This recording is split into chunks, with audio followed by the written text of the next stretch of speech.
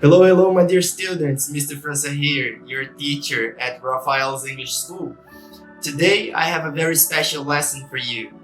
This was the first lesson, the welcoming class of the year 2021, and this was a very different and special class because in it, we didn't talk about grammar or vocabulary or expressions or whatever. In this class specifically, we talk about a subject that is the interest of all of you. It's about the difficulties and the challenges of learning a foreign language, especially English, as an adult. And considering all the difficulties we already have in our everyday life, I thought about some topics to discuss with you and maybe to present some possibilities, some solutions, some strategies to help you deal with this extremely difficult and different moment we all live in. I would like you to know that here at Raphael's English School, we try our best to give you the best we can, the best classes with an interesting methodology, with good mood, good sense of humor, everything that we can do to help you learn every time more and better. So this is the Welcome to 2021 class, and I would like to open this moment showing to you, sharing with you this quote by Oscar Wilde.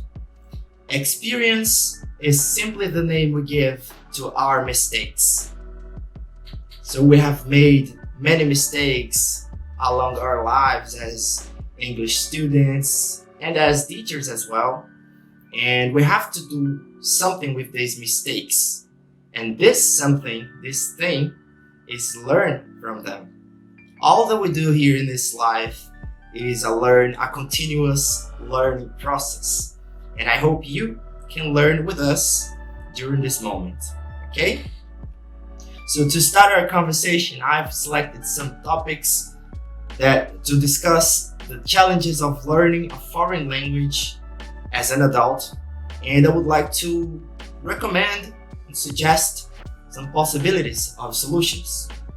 So the first difficulty most students come to the English classes with me, the difficulty they present, something that we can notice, is the insufficiency of school education proficiency. We know that in Brazilian schools, the teaching of English is not enough sometimes, yes, or at least for the people of our age, of our generation. It was this teaching at school, the basic school education in English, was not enough for you to be able to speak, and sometimes not even enough for you to be able to read and speak well. To read and write well. And this has a consequence in your learning process in an English course as adults. Another problem was having a busy routine. Most students, if I'm not mistaken, all students that are here in this school with us, they work during the day and study English during the night. And sometimes it's hard to conciliate both work and studies.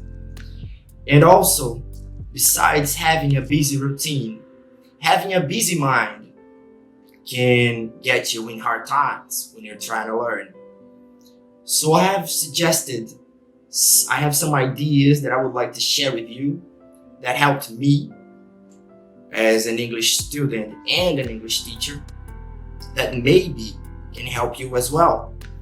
So for having insufficiency of school education proficiency in English language, the solution may be you try to develop a routine of self-study. You, during the classes, can identify your strengths and your weaknesses. So once you realize those details, those parts of the English, those aspects of the English language that you still need to learn, that you consider sometimes basic and you don't want to ask the teacher you can start to study them by yourselves. What you may do to ask for help is talk to me or talk to Rafael or talk to Arthur, the other the other English teachers. Ask them or ask us for help in this, right? We can recommend you worksheets, we can recommend you online exercises, we can recommend you techniques to study, all right? So if you identify these basic difficulties from school, you can talk to us and we try to help you.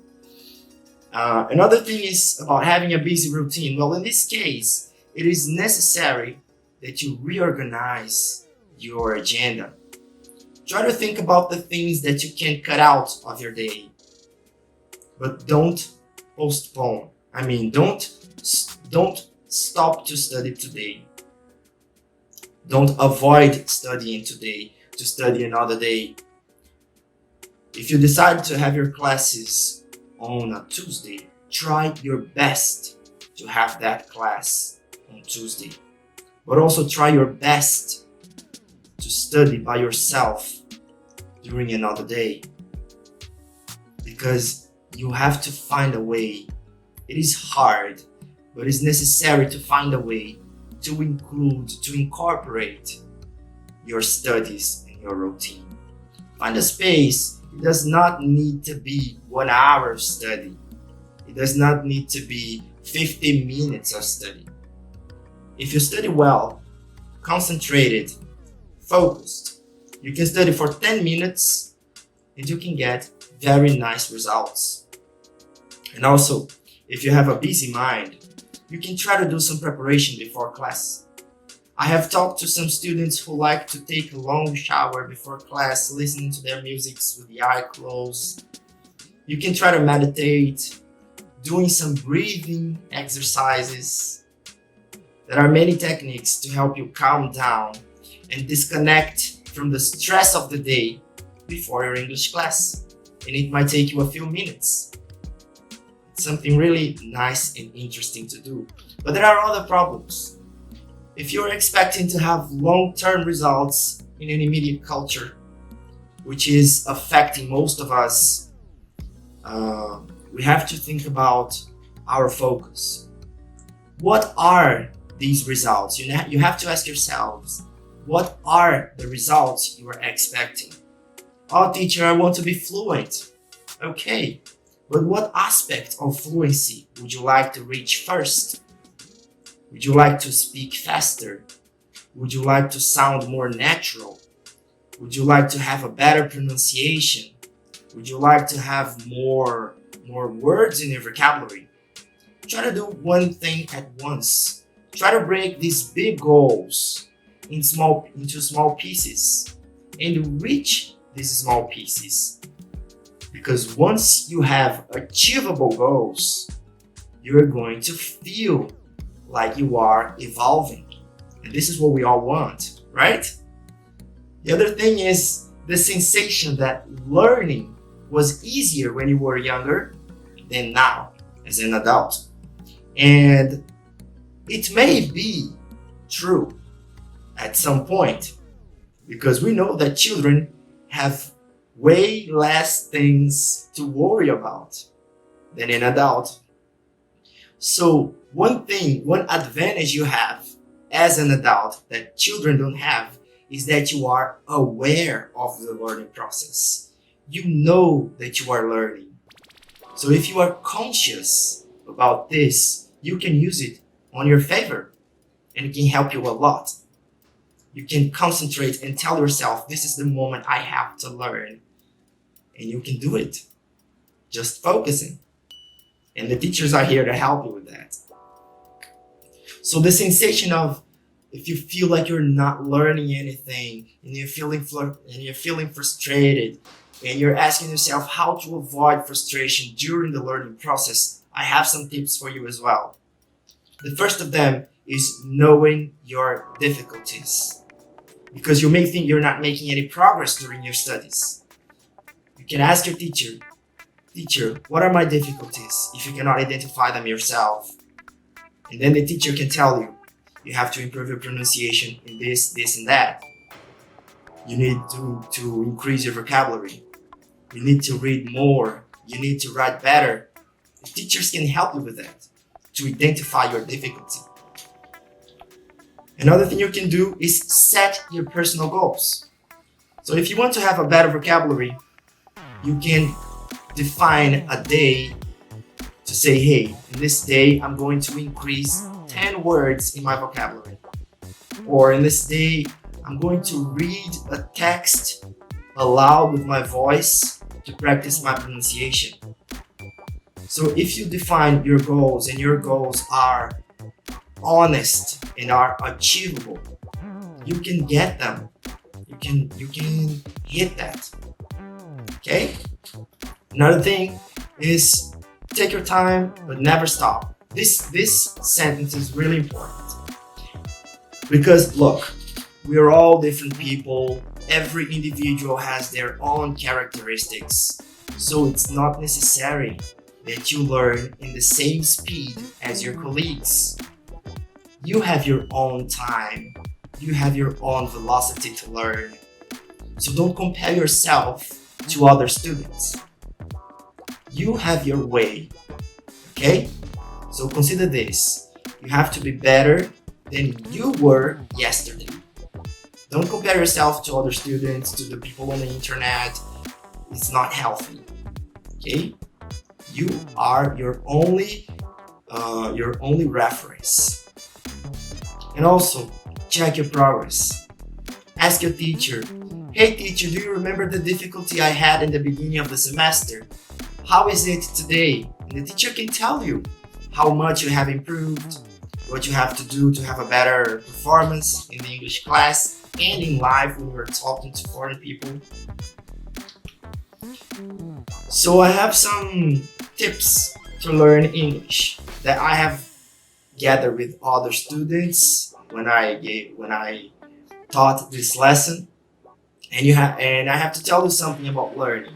Learning is a process that involves many aspects of our minds, and two of these aspects are really important: the input and the output. The input is when you are obtaining, when you are getting information, when you are recording on your mind, on your memory, the items, the information you need to create sentences in English, to express yourself in English.